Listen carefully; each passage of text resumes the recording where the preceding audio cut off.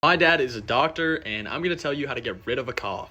The most important thing is prevention. And how you're going to prevent getting a cough is going to be through your respiratory system. Now, you're probably thinking, how will I do that? Well, the answer is right here in a little tincture called Better Lungs. It has chlorophyll and mullein, which are two strong herbal additives. One's an antioxidant and the other's an anti-inflammatory. Now, what those big words do is it's going to help remove the mucus lining in your lungs, which is in turn going to improve your respiratory system. It is recommended you lung cleanse for 1 month out of the 12 months of the year.